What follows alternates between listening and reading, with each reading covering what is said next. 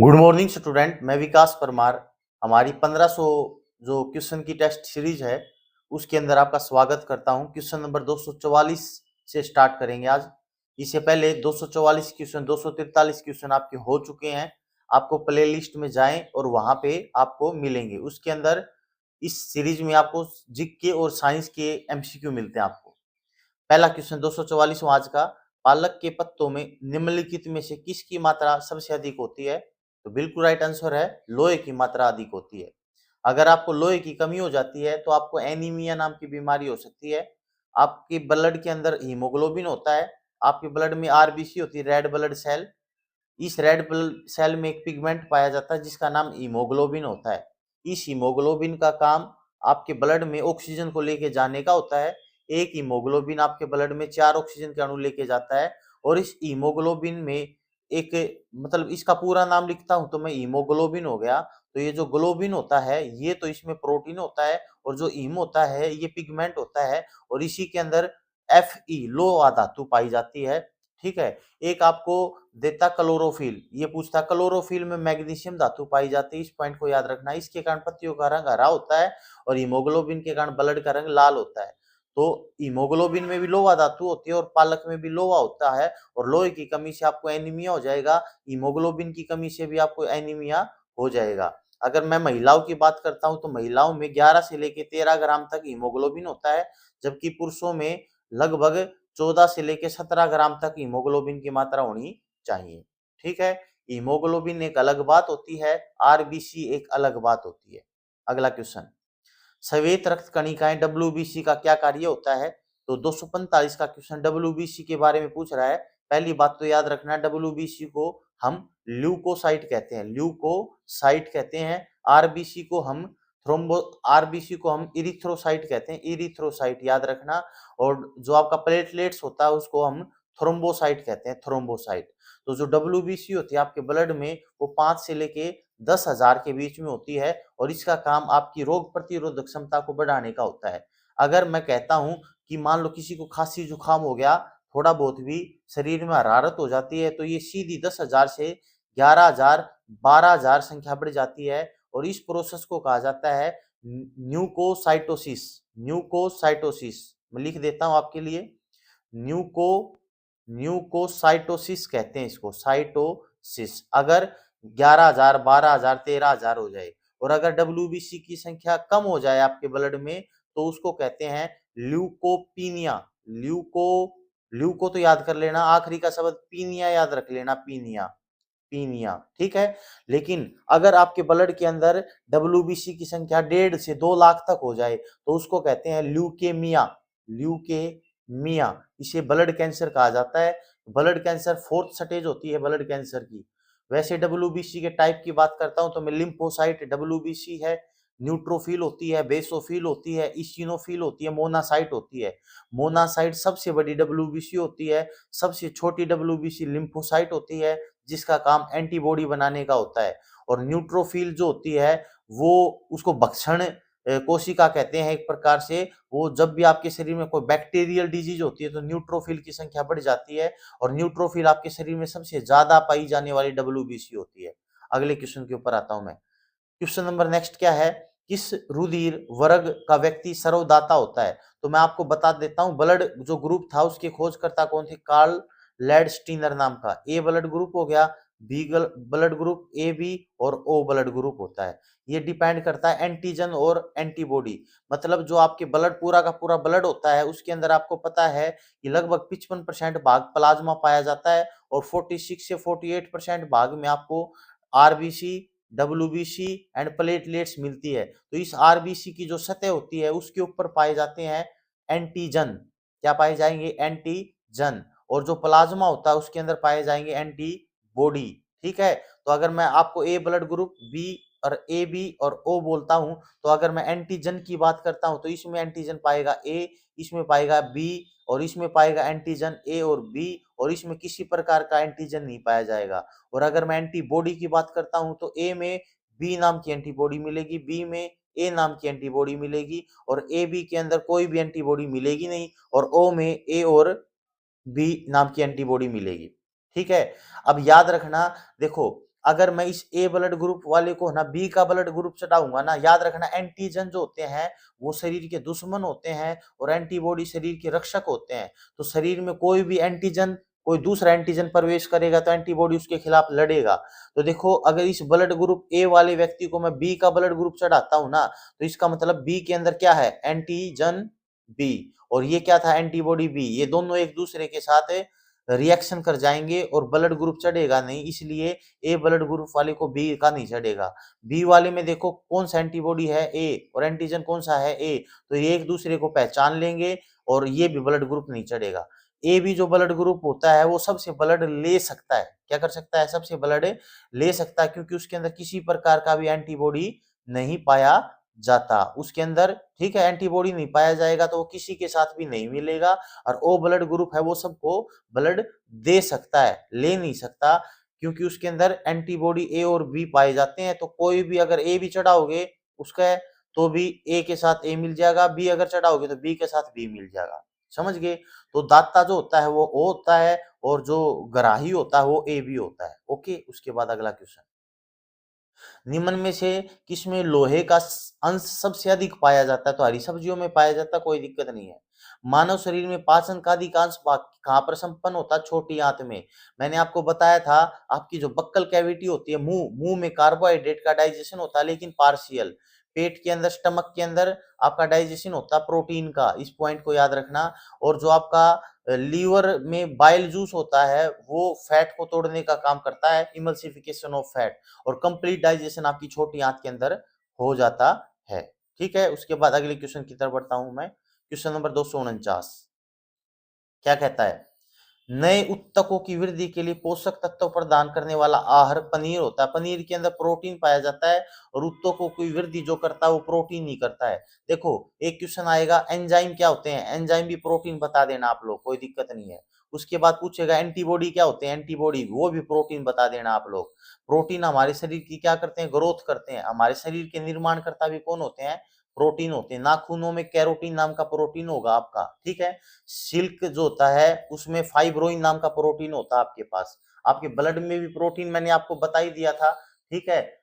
Globin नाम का protein आपके ब्लड में होता है। अंडे में एल्ब्यूमिन नाम का प्रोटीन होता है, ठीक है। और प्रोटीन के अंदर क्या क्या मिलेगा, कार्बन, हाइड्रोजन, ऑक्सीजन और नाइट्रोजन। और कार्बोहाइड्रेट में क्या मिलेगा, कार्बन, हाइड्रोजन, ऑक्सीजन 1:1 के रेशो में। और फैट में carbon, hydrogen, oxygen, but ratio fix नहीं होगा उनका। अगला क्वेश्चन, हमारे शरीर का अधिकतम भार किससे बना होता है, तो बिल्कुल सही बात है, हमारे शरीर में सबसे ज्यादा क्या होता है बच्चों, जल होता है। एक क्वेश्चन आया था, जल जो होता है ना वो आपको किसी प्रकार की भी एनर्जी देने का काम नहीं करता, क्योंकि ये कार्बनिक नहीं होता। कार्बनिक चीजें क्या होती है, उसमें फैट पाएगा, प्रोटीन पाएगा, कार्बोहाइड्रेट पाएगा, ठीक है। ये कार्बनिक चीजें होती है और कार्बनिक चीज एनर्जी देती है। और जो अकार्बनिक चीज होती है वो एनर्जी नहीं देती, वो आपकी मेटाबॉलिज्म क्रिया को नियंत्रित करती है। तो जल, अगर आपको कोई कहे कि 1 गिलास पानी दे दिया उससे कितनी एनर्जी मिलेगी, तो 0 कैलोरी एनर्जी मिलेगी उससे। अगला क्वेश्चन, शरीर में कार्बोहाइड्रेट का संग्रह किस रूप में होता है, बिल्कुल सही बात है, ग्लाइकोजन के रूप में संग्रह होता है। मान लो आपने रोटियां खा ली, रोटियां बोले तो ग्लूकोज होता है, क्या होता है, ग्लूकोज होता है। तो ये ग्लूकोज जो होता है वो आपको एनर्जी देने का काम करता है। लेकिन जब आप कभी ज्यादा रोटियां खा लेते हो तो हमारे शरीर के अंदर जो लीवर होता है ना, लीवर, वो उस ग्लूकोज को ग्लाइकोजन में बदल देता है, ग्लाइकोजन में बदल देता है। और जब हमारे शरीर को कभी हम भूखे रह जाते हैं और हमें एनर्जी की जरूरत पड़ती है, तो वही लीवर क्या करता है, वापिस ग्लाइकोजन को किस में चेंज कर देता है, ग्लूकोज के अंदर चेंज कर देता है। तो याद रखना, ग्लाइकोजन का संग्रह कहाँ पर होता है, तो लीवर के अंदर होता है। और ग्लूकोज को ग्लाइकोजन में और ग्लाइकोजन को ग्लूकोज में परिवर्तित करने का काम भी किसका होता है बच्चों, लीवर का ही होता है। और ग्लाइकोजन क्या है, ग्लाइकोजन एक प्रकार का आपका पॉलीसैकेराइड होता है। मैंने आपको बताया था पॉलीसैकेराइड कार्बोहाइड्रेट का सबसे कठोर कार्बोहाइड्रेट होता है। इसमें एक तो स्टार्च होता है, एक होता है काइटिन, एक होता है सेल्यूलोज और एक होता है ग्लाइकोजन, ठीक है। पेड़ पौधों की कोशिका भित्ति सेल्यूलोज की बनी होती है और कीटों की कोशिका भित्ति काइटिन की बनी होती है। बहुत बढ़िया। अगला क्वेश्चन, मछलियों के यकृत में, यकृत तेल में किस विटामिन की प्रचुर होती है, विटामिन डी प्रचुर मात्रा में होता है। विटामिन डी जिसका नाम कैल्सीफेरोल होता है, रासायनिक नाम क्या होता है, कैल्सीफेरोल होता है। विटामिन डी आपके शरीर में कैल्शियम के अवशोषण को बढ़ाता है। कैल्शियम की अगर कमी हो गई ना तो इसका मतलब आपको हड्डियों की दिक्कत हो जाएगी। विटामिन डी की कमी हो गई तो आपको रिकेटस और ओस्टोमलेशिया नाम की बीमारी हो जाएगी। जहां पे भी ओस्टो शब्द मिले वो हड्डियों से रिलेटेड शब्द होता है। ठीक है, आप मान लो किसी को हड्डियों में कमजोरी है और वो खा रहा है कैल्शियम की गोलियां, तो कोई फायदा नहीं अगर उसके शरीर में विटामिन डी की कमी है। और विटामिन डी आपके शरीर में बनता है, आपकी स्किन के अंदर बना हुआ होता है विटामिन डी, लेकिन वो इनएक्टिव रूप में होता है। उसको एक्टिव कौन करती है? सूरज की किरणें करती है। आपके शरीर में बनने वाले विटामिनों की बात करता हूं तो विटामिन डी, विटामिन बी 12 और विटामिन के, ये दोनों विटामिन तो आपके बड़ी आंत के कोलन में बनते हैं, कोलन में। और विटामिन डी स्किन में बनता है। उसके बाद अगले क्वेश्चन की तरफ बढ़ता हूं मैं। ब्रह्मांड में कौन सा तत्व सबसे अधिक मात्रा में पाया जाता है? तो ब्रह्मांड में सबसे ज्यादा पाया जाने वाला तत्व हाइड्रोजन होता है। देखो, एक होता है यौगिक कंपाउंड, एक होता है तत्व। जैसे मैंने लिख दिया O, ये एक एलिमेंट है। मैंने लिख दिया N2, ये एक एलिमेंट है। मैंने लिख दिया आपके पास, मान लो H2 लिख दिया और एक लिख दिया O। ठीक है, तो इसका मतलब ये भी एलिमेंट है, ये भी एलिमेंट, और ये जुड़ के क्या बन गए? H2O। ये यौगिक होता है कंपाउंड। कंपाउंड का फिक्स रेशो होता है, इसमें 2:1 का रेशो होगा हमेशा, तो वो फिक्स रेशो में होता है। और अगर फिक्स रेशो ना हो तो वो मिश्रण होता है, मिक्सचर होता है। तो ब्रह्मांड में कौन सा तत्व सबसे अधिक पाया जाता है? तो हाइड्रोजन नाम का तत्व सबसे अधिक पाया जाता है। हाइड्रोजन सबसे हल्की गैस भी होती है, याद रखना। और हाइड्रोजन को भविष्य का ईंधन भी कहते हैं क्योंकि ये किसी प्रकार का प्रदूषण नहीं करता। ठीक है, और अगर आपके शरीर में सबसे ज्यादा पूछ लिया जाए तो ऑक्सीजन होता है, दूसरे नंबर पर कार्बन होता है। और अगर क्रस्ट भूपर्पट्टी पे पूछ लिया जाए तो सबसे ज्यादा ऑक्सीजन होता है, दूसरे नंबर पर सिलिकॉन होता है और तीसरे नंबर पर एल्यूमिनियम होता है। और वायुमंडल में पूछ लिया जाए तो सबसे ज्यादा नाइट्रोजन होता है, दूसरे नंबर पर 78% नाइट्रोजन, ऑक्सीजन लगभग 21% होता है और आर्गन लगभग 0.93% होता है। ठीक है, और कार्बन डाइऑक्साइड 0.04% होता है। ठीक है, अगला क्वेश्चन। अच्छा, एक पॉइंट का ध्यान रखना, सबसे हल्की गैस हाइड्रोजन, सबसे हल्का तत्व हाइड्रोजन, सबसे हल्की इनर्ट गैस पूछे अक्रिय गैस तो हीलियम। वायुयान या गुब्बारों में कौन सी गैस भरी जाएगी? तो याद रखना हीलियम भरी जाएगी। अगला क्वेश्चन, पृथ्वी तथा अन्य ग्रह सूर्य के चारों ओर चक्कर लगाते हैं, सर्वप्रथम किसने सिद्ध किया था? तो कोपरनिकस ने सिद्ध किया था। ठीक है, याद रखना ग्रहों की गति के नियम किसने दिए थे? ये याद रखना केपलर ने दिए थे। ठीक है, बिग बैंग थ्योरी किसने दी थी? तो जॉर्ज लेमेंटेयर नाम के व्यक्ति ने दी थी, जॉर्ज लेमेंटेयर। एक इंपॉर्टेंट पॉइंट होता है जियोसेंट्रिक अवधारणा और एलियोसेंट्रिक अवधारणा। जियोसेंट्रिक का मतलब होता है पृथ्वी तो बीच में आ जाए और सारी चीजें चक्कर लगा रहे किसी चीज के ऊपर, इसको जियोसेंट्रिक अवधारणा कहते हैं। और ये जिस व्यक्ति के द्वारा दी गई थी उसका नाम था टोलमी। उसका नाम क्या था? टोलमी नाम का व्यक्ति था वो, टोलमी, टोलमी। ठीक है, और एलियोसेंट्रिक अवधारणा का मतलब क्या है कि सूरज बीच में है और सारी चीज चक्कर लगा रही है। यह अवधारणा दी थी कोपरनिकस के द्वारा। अगला क्वेश्चन, प्रेशर कुकर में खाना कम समय में तैयार होने का वैज्ञानिक कारण क्या है? क्योंकि जल का जो क्वथनांक है वो बढ़ जाता है। मान लो अगर मैं आप लोगों से कहता हूँ आप धरती पे हो, आप समुद्र तल पर हो, समुद्र तल के ऊपर पानी है ना, वो 100 डिग्री सेल्सियस पे उबल जाएगा। कितने पे उबलेगा? 100 डिग्री सेल्सियस पे उबल जाएगा पानी। ठीक है, अब जैसे जैसे आप ऊंचाई पे जाएंगे ना तो एयर प्रेशर जो होता है वो कम होता जाता है। एयर प्रेशर कम होएगा ना तो जो पानी 100 डिग्री सेल्सियस पे समुद्र तल पे उबलने लग गया था ना, इसका मतलब वो जो पानी है वो पानी वहां पे ऊपर जाएंगे ना तो आप क्या करेंगे, वहां पर ऊपर पानी में वो 70 डिग्री सेल्सियस 60 डिग्री सेल्सियस पे ही उबल जाएगा। ठीक है, क्योंकि ऊपर जाएंगे तो क्वथनांक पॉइंट जो होता है वो क्या हो जाता है? कम हो जाता है क्वथनांक पॉइंट। ठीक है, मतलब जल जो है वो कम डिग्री सेल्सियस तापमान पर ही उबलने लग जाता है, इसलिए अपन वहां पे प्रेशर कुकर का प्रयोग करना पड़ेगा।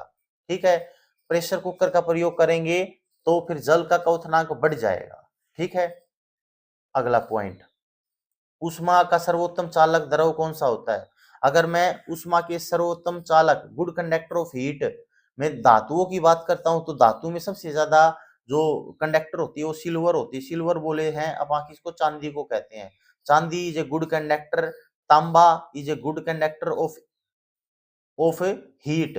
और अगर मैं आपसे कहूं कि भैया ये एल्यूमिनियम भी गुड कंडक्टर ऑफ हीट होती है, लोहा भी गुड कंडक्टर ऑफ हीट होता है। जैसे देखो लो ना गर्मी में गिर दो गर्म हो जाएगा ना, इसका मतलब गुड कंडक्टर ऑफ हीट है। लेकिन अगर द्रव में बात करें ना तो द्रव लिक्विड, लिक्विड धातु होती है पारा, पारा को कहते हैं Hg। क्या कहते हैं? पारा को Hg कहते हैं। और ये जो होता है ये गुड कंडक्टर ऑफ हीट होता है, इसलिए तो डॉक्टरी थर्मामीटर में किसका प्रयोग किया जाता है, पारे का। दो क्वेश्चन आएंगे यहाँ पे, डॉक्टरी थर्मामीटर में तो पारे का प्रयोग किया जाता है, लेकिन जो मेट्रोलॉजिकल थर्मामीटर होता है मौसम तापमापी, उसमें पारे की जगह किसका प्रयोग किया जाएगा, तो याद रखना उसमें एल्कोहल का प्रयोग किया जाता है, क्योंकि पारा -39 डिग्री सेल्सियस पे जम जाएगा माइनस पे, और एल्कोहल जमता -115 डिग्री सेल्सियस पर। ठीक है, इसलिए आप मौसम का अध्ययन करने के लिए एल्कोहल का प्रयोग करेंगे। ठीक है, और अगर आपसे कोई कहे कि कौन सी अधातु है जो गुड कंडक्टर ऑफ हीट है, उसका नाम ग्रेफाइट बता देना आप लोग। ठीक है, अधातु में। और अगर बैड कंडक्टर की पूछे बात है तो शुद्ध जल जो होता है वो बैड कंडक्टर होता है, हवा बैड कंडक्टर, रबड़ बैड कंडक्टर। अगला क्वेश्चन, चावल को पकाने में कहां पर अधिक समय लगेगा, सीधी सी बात, ऊपर जाओगे माउंट एवरेस्ट पर, क्योंकि एयर प्रेशर कम, एयर प्रेशर कम तो क्वथनांक पॉइंट कम। तो जो धरती पर चावल 100 डिग्री सेल्सियस पे उबलने लग रहे थे वो 90 पे 80 पे उबलेंगे, तो इस हमारी कच्ची रह जाएगी, कच्चे रह जाएंगे, क्योंकि उसको पकने के लिए तो 100 डिग्री सेल्सियस तापमान में चाहिए था, लेकिन वो 80 पे और 90 पे अगर उबलने लग रही, इसका मतलब कच्चे रह जाएंगे, इसलिए वहां पे प्रेशर कुकर का प्रयोग करना पड़ेगा हमें। अगला क्वेश्चन, ये इसके एक्सप्लेनेशन है, कोई दिक्कत नहीं, मैंने बता ही दिया आपको। कोपरनिकस का सिद्धांत बता ही दिया था, निकोलस कोपरनिकस ने हेलियोसेंट्रिक मोड प्रतिपादित किया था, जिसके अनुसार ये मैं आपको बता चुका हूँ। ठीक है, उसके बाद दाब एवं क्वथनांक संबंध, माउंट एवरेस्ट पर वायुमंडलीय दाब कम हो जाता है, जल का क्वथनांक घट जाता है, यही तो बात मैं बता रहा हूँ, आपको बताने की जरूरत नहीं है, कर दो। उसके बाद रसायन विज्ञान का कुछ इंपोर्टेंट क्वेश्चन, 259 नंबर क्वेश्चन, सिरका का रासायनिक नाम, सिरका CH3CH3COOH होता है, विनेगर आप इसको बोलते हैं, इसमें एसिटिक एसिड होता है, तो इसका नाम होता है एथेनोइक एसिड। क्या नाम होता है इसका, एथेनोइक एसिड नाम होता है। उसके बाद मिल्क ऑफ मैग्नीशिया, जिसको आप क्या कहते हैं, MgOH2 इसको मिल्क ऑफ मैग्नीशिया कहते हैं, इसको मैग्नीशियम हाइड्रोक्साइड होता है।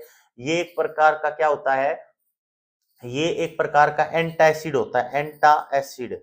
एंटासिड क्या होते हैं, जो एसिडिटी के खिलाफ लड़ते हैं। एसिडिटी का कारण कौन होता है, HCl हाइड्रोक्लोरिक एसिड, जिसका दूसरा नाम क्या होता है, म्यूरेटिक एसिड नाम होता है। अगला क्वेश्चन, निम्नलिखित में से कौन सी अश्रु गैस है, टीयर गैस। टीयर गैस कौन सी होती है, क्लोरोपिक्रीन। ये थोड़े दिन पहला आंदोलन नहीं हुआ था जंतर मंतर पे, तो जो आंसू की गैस छोड़ी गई थी ना, वो क्लोरोपिक्रीन ही छोड़ी जाती है। ठीक है, आंसू गैस। और अगर आपसे अश्रु ग्रंथियों के बारे में बात करें तो अश्रु ग्रंथि कौन सी होती है, लैक्रिमल। लैक्रिमल जो होती है उसको अश्रु ग्रंथियां कहते हैं, लैक्रिमल। ठीक है, और याद रखना लैक्रिमल एक प्रकार की बहिष्ठरावी ग्रंथियां होती है, एक्सोक्राइन ग्लैंड होती है। और आंसू में कौन सा एंजाइम आता है तो पूछे तो लाइसोजाइम। लाइसोजाइम जो आपकी सलाइवरी जूस में भी पाया जाता है, लाइसोजाइम वो इसमें भी पाया जाता है, इसका मतलब ये बैक्टीरिया को खत्म करता है। अगला क्वेश्चन, उसके बाद है, निम्न में से कौन वायु की सबसे अधिक प्रदूषित करती है, तो मैंने आपको बताया था ग्लोबल वार्मिंग के लिए सबसे ज्यादा रिस्पॉन्सिबल गैस पूछे तो कार्बन डाइऑक्साइड होती है। ठीक है, उसके बाद दूसरे नंबर पर पूछे तो CH4 बता देना आप लोग। तीसरे नंबर पर पूछे तो नाइट्रस ऑक्साइड बता देना, N2O। ठीक है, उसके बाद आप बता देना क्लोरोफ्लोरोकार्बन हो गई।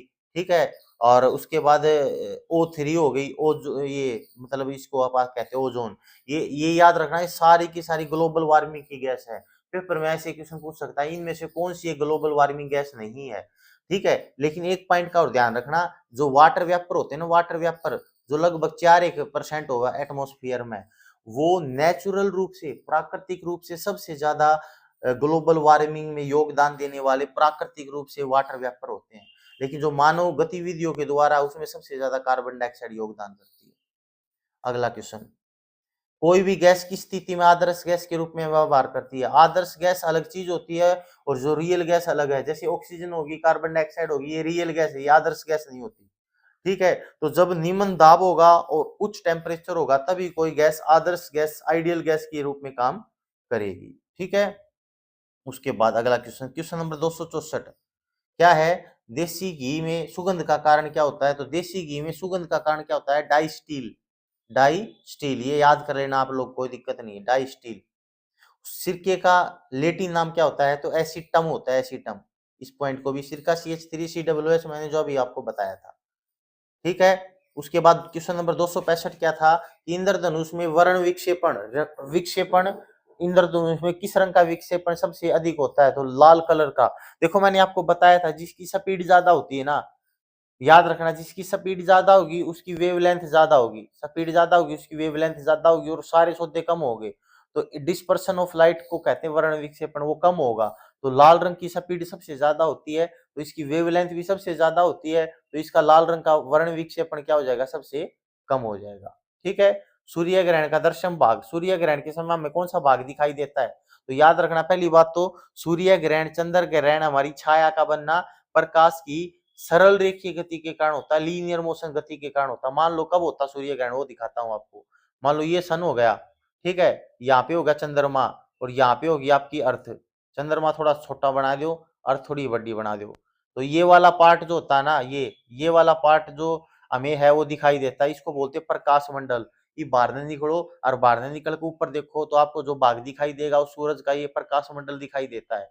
लेकिन है ना, जब सूर्य ग्रहण होता, सूर्य ग्रहण कब होगा? जब सन के बीच में और अर्थ के बीच में कौन आ गया? मून आ गया। तो ये वाला जो पार्ट है ना, ये दिखाई नहीं देता अपनी अर्थ से, ठीक है। लेकिन ये वाला पार्ट तो दिखाई देगा, साइड वाला। तो ये यहाँ पे जाएगा और यहाँ से टकरा के वापिस आएगा। इस भाग को कहते हैं किरीट, किरीट को कहते हैं कोरोना। तो सूर्य ग्रहण के समय हमें कोरोना भाग दिखाई देगा। सूर्य किरणों में रंग 7 मैंने आपको कई बार बता चुका हूँ, विबग्योर रंग होता है, ठीक है। उसके बाद टाइपराइटर का आविष्कारक कौन था? सोल्स नाम का व्यक्ति था टाइपराइटर का, ठीक है। और बहुत इंपॉर्टेंट है, उसके बाद कंप्लीट हो गया शायद। ये त्वरित है, कोई दिक्कत नहीं, इनका कोई प्रॉब्लम नहीं, ये ऐसे ही कर दिया मैंने ना। मेरे नोट्सों को आज एआई द्वारा बनवा दिया था, तो उसने बढ़िया तरीके से बना दिया। तो आज के लिए इतना ही बच्चों, मिलते हैं एक ब्रेक के बाद, धन्यवाद।